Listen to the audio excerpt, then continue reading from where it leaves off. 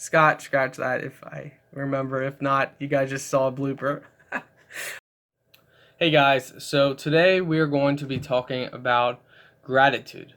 Um, I think I'm gonna start doing a series.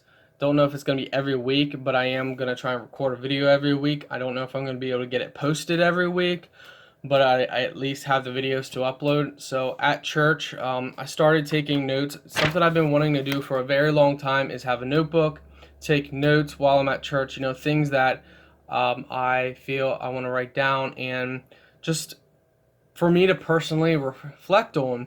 So I decided, why not make videos on my notes that I take and my input for this day, for this Sunday, and share it with you guys. And yeah, and maybe do this every so often. So today at church, it was talking about gratitude. And these are my notes and these are my personal thoughts. So let's dive right in. Excuse me. So gratitude. Always in everything, give thanks. This is the will of God. When blessed, give thanks. And I think that's something, we kind of fall laziness to this whole concept of giving thanks. Sure, if someone gives us something, we say thank you, or the reaction is thanks or similar. And I think, we kind of get in this pattern, this motion of saying thank you, but not really, appreciating the gesture or what we're really giving thanks for. A lot of times, even in my own personal life, you say thank you for something, or like if someone compliments you or something, you say thank you, but you don't really comprehend it. You don't really, wow, just really stop in that moment and think about what they're thanking you for. I think that also goes into us when we thank somebody. Giving thanks, saying thank you to someone, or someone saying thank you to us, I don't think we fully focus, and sometimes we don't really mean it exactly. For example, someone sneezes, a lot of people will say God bless you. Why are we saying it? A lot of times I like to say back to my wife after I sneeze and she says God bless you, I like to say, you know what, I really am blessed because I have you. I know that's something, I'm trying to do more little things like that, as just to kind of change things up a little bit. And today, a big lesson was think and thank, all times, every day. Of course, when we're blessed, we should say thank you, but how often do we stop and think about what we're blessed for and why someone says thank you and what we did for them, and thank them back for thanking us? Let's say someone asks for help. We help them out. They say thank you. Really, we should be thanking them for the opportunity to be able to help someone out. I know this is kind of, confusing a little bit, but it's just kind of my thoughts for today. Then also on gratitude, the gratitude of being thankful to people who help us, but really being thankful, like really stop and thinking, what people have done for us. It doesn't matter if, you don't exactly like the person, but if they do something nice for you, today it really hit home that it doesn't matter what someone does for us, we should always live with a gratitude heart. Let's say you do something for someone and they don't say thank you. They don't really care, but you put a lot of effort into it. What do we as humans do? We normally, we might say something about it. We might bring it up. We may never do it again because we think, what's the point? Why am I going to be so nice to this person and, they lie behind my back or they do this or that. But having gratitude, being thankful is the opposite. And that's what Jesus taught. He taught us the opposite of being selfish and full of pride. Having gratitude and being thankful and thinking about things really enhances our way of living and our way of life. Pride versus humility, which here's a good verse on that we learned in church. I'm going to read it. It's Luke 7:36-50. When one of the Pharisees invited Jesus to have dinner with him, he went to the Pharisee's house and reclined at the table. A woman in that town who lived a sinful life learned that Jesus was eating at the Pharisee's house. So she came there with an alabaster jar of perfume. Sorry if I did not pronounce that right. As she stood behind him at his feet weeping, I would imagine she's probably weeping because she's in the presence and she recognizes who Jesus is, and she recognizes, what she has done and who she is. She began to weep at his feet, and she began to wet his feet with her tears. So, could you imagine, she's crying that bad that they're just pouring out, and it starts getting his feet wet. Then, once she noticed this, that she was getting his feet wet, I don't know, maybe someone around her said, hey, look, you're crying on his feet. She then wiped her tears with her hair, kissed his feet, and poured the perfume on them. When the Pharisee who lived in the house saw this, he said to himself, if this man were a prophet, talking about Jesus, if this man were a prophet, he would know who is touching him and what kind of woman she is, that she is a sinner. Jesus answered him, Simon, I have something to tell you. Now keep in mind, he did not say this out loud. He said to himself. He thought this. This is what he thought. And then Jesus answered his own thought and said, Jesus answered him, Simon, I have something to tell you. Simon said, tell me, teacher. Jesus said, two people owed money to a certain money lender. One owed him 500 denarii. I think that's how you say it. And the other 50. Neither of them had the money to pay him back, so he forgave the debts of both of them. Now which of them will love him more? The one who owed him 40? Oh, no, scratch that. The one who owed him 500 or the one who owed him 40 or 50? Man, scratch that if I remember. If not, you guys just saw a blooper. Anyway, this is what happens when you need sleep.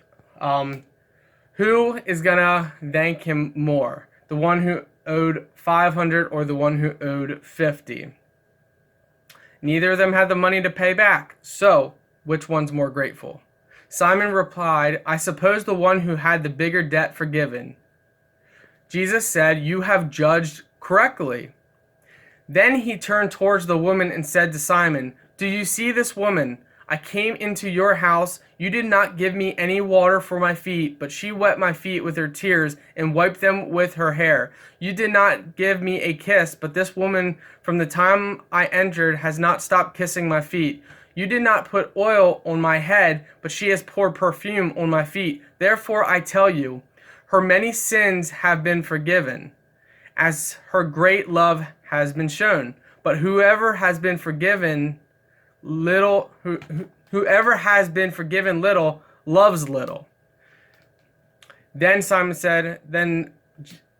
Jesus said to her, your sins are forgiven. The other guests began to say among themselves, who is this who even forgives sin? Jesus said to the women, your faith has saved you. Go in peace. So the parable of this whole story is that she had a ton of sin, but she's forgiven. She was more grateful than Simon, the Pharisee that invited Jesus into his house. She did more and was forgiven. And it goes with the parable, who is more grateful? The one who owed 50 or owed 500? The one who owed 500 because he had more sin, more, guilt inside. So with this woman, she had more sin. Therefore, she was more appreciative of Jesus, especially, I'm sure, after he forgave her and said what he said. So that is an interesting verse.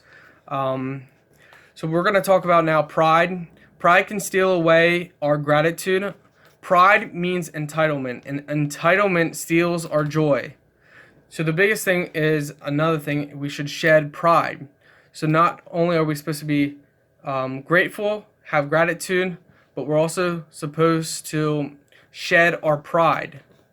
Pride is an example of, pride wants more, more, more. Pride is never enough. When you're prideful, you never have enough. Nothing's ever good enough. You can't make enough money. You can't be famous enough. You can't have enough power because you always want more. But when you stop and think about something, 90% of the world has less than we do in the United States. There's countries and places that, if you think living paycheck to paycheck's hard, there's places that you could never imagine, you can never handle. Being content comes by being thankful. And a lot of these are all key points of the service of the sermon that I took away. So you guys might think I'm kind of jumping around, but these are my key points of the sermon for this Sunday. There's also another Bible verse that I would like to read, and I'm going to recap on all of this when we get back to it. So Luke 17:11 through 19. Now on his way to Jerusalem, Jesus traveled along the border between Samaria and Galilee. As he was going into a village, 10 men who had leprosy met him. They stood at a distance and called out in a loud voice, "Jesus, Master, have pity on us." When he saw them, he said, "Go show yourselves to the priest." And as they went, they were cleansed. Wow. One of them, when he saw he was healed, came back praising God in a loud voice. He threw himself at Jesus' feet and thanked him, and he was a Samaritan. Jesus asked, "Were not all 10 cleansed? Where are the other 9? Has no one returned to give praise to God except this foreigner?" So keep in mind, the Samaritan is a foreigner in between Samaria and I think it's Galilee. Yeah, Galilee. And he was a foreigner. But the people who actually lived there, were raised there, did not come back. So Jesus said to him, "Rise and go. Your faith has made you well." So, it's another good example that, all those other 9 guys that were raised there, lived there, spent all their lives in that area, familiar with the whole area, once they were cleansed, they didn't care. They didn't care who did it. They just cared about themselves. Their pride kept them from coming back and thanking the person who cleansed them. They probably thanked the priest. They probably went to the priest and praised the priest for doing it. But the foreigner came back and thanked Jesus. It's a very interesting verse. So we're going to move on now to my next notes. Gratitude improves relationships. Think and thank daily. So this is actually something that's very interesting and does make sense. When you're grateful for things and you stop being prideful of your own selfish motives, yeah, it really can improve relationships. When you stop placing it all about, me, they don't do this for me, I do this for them, but they don't do anything in return, why do I keep going on and on? Well, being grateful, having gratitude, shedding your pride, all that comes with all of this in the whole territory of be grateful for the person that you have. I know there are some situations that, you're in a relationship that they beat you or they constantly cuss you out and this and that. But Jesus sees what you do. He also sees what they do. Continue to love that person, according to biblical terms. That does not mean that you allow them to hit you or constantly mentally abuse you. You take actions against that kind of stuff. But you're supposed to love them. You're not supposed to, don't curse back at them. Don't hit them back. Don't retaliate in the way that the devil wants you to. You need to retaliate with a grateful and thankful heart. God sees, God will help you out, God will reward you. Just stay strong.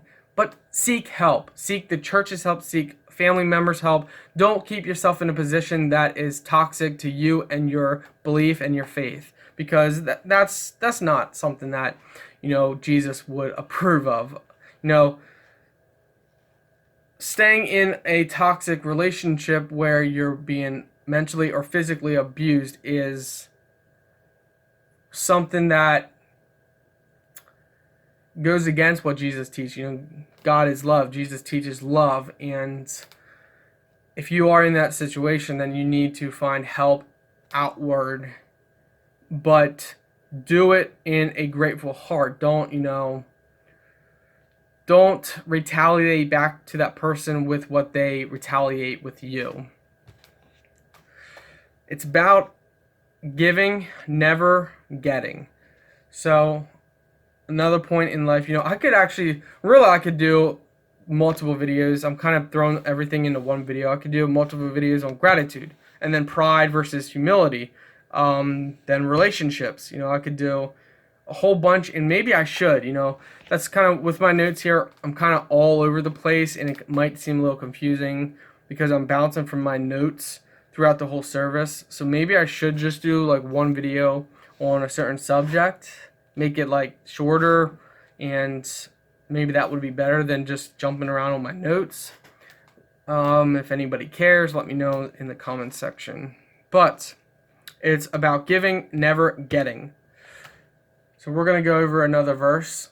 Meditate on these things. Finally, brethren, whatever things are true, whatever things are noble, whatever things are just, whatever things are pure, whatever things are lovely, whatever things are good, whatever things are of good report, if there is any virtue and if there is anything praiseworthy, meditate on these things. So you're supposed to meditate on what is true, what is noble, what is just, what is pure, what is lovely, what is of good report. You're supposed to focus on those things to help you in your walk with Christ and in your life. There's just some very good key things to address in another video, but we're almost at 18 minutes. So another section here. Ask God to open our hearts to blessings with what we have.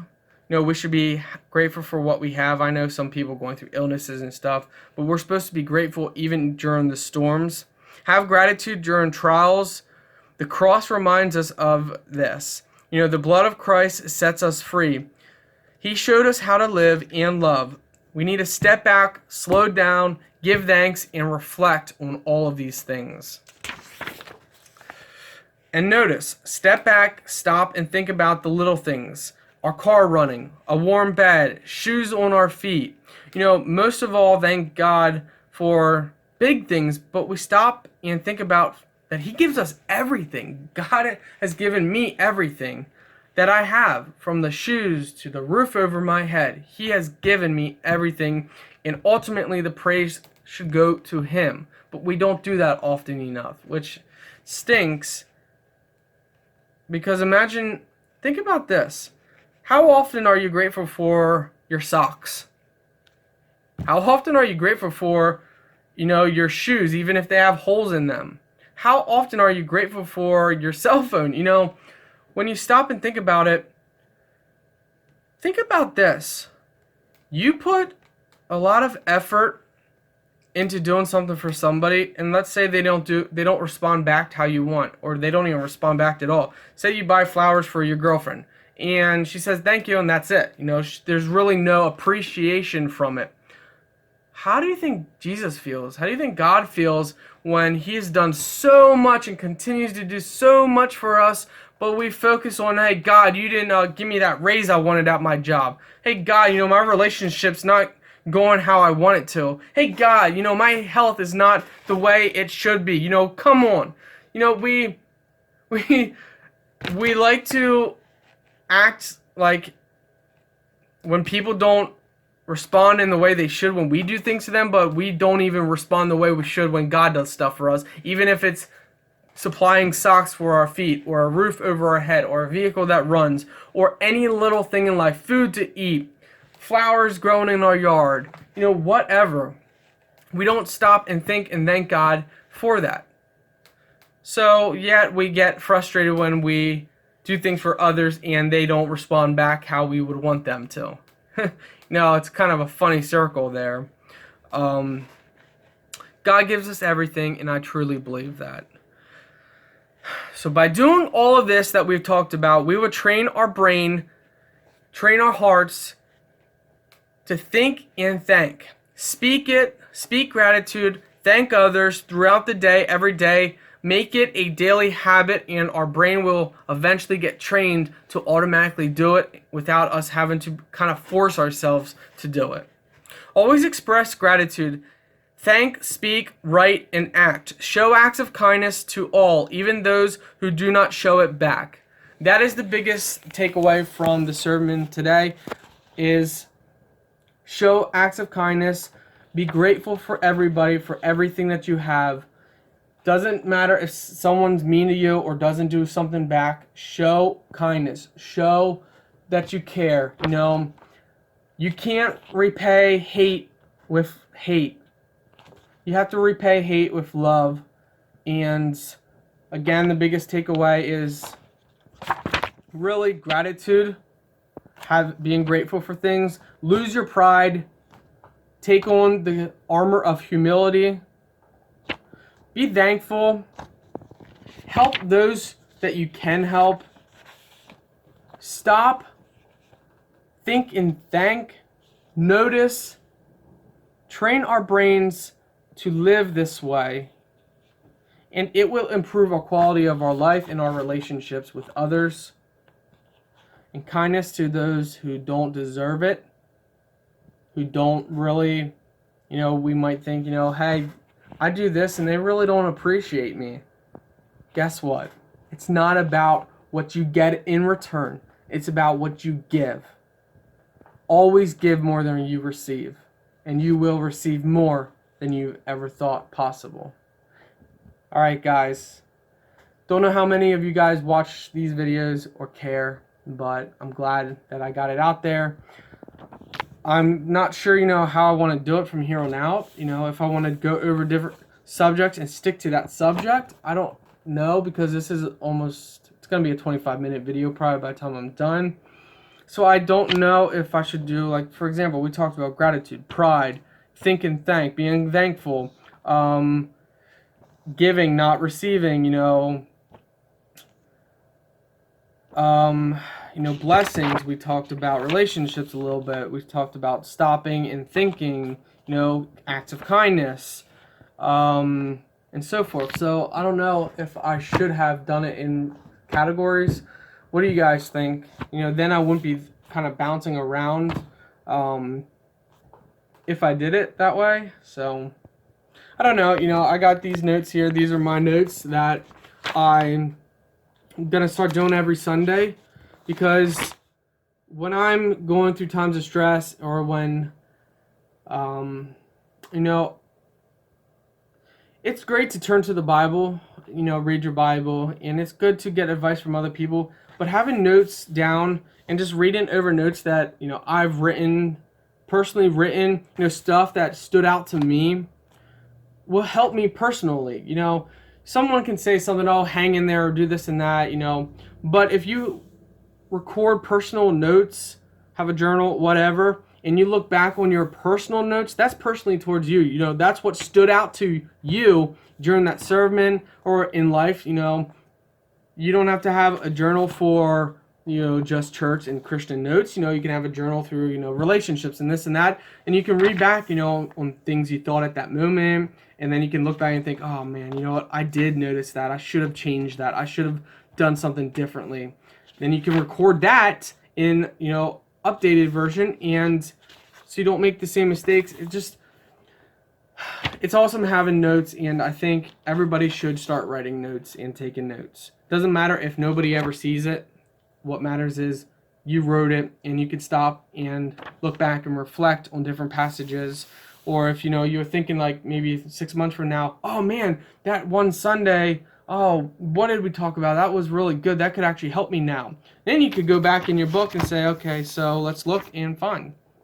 All right, guys, if you like this, hit that like button.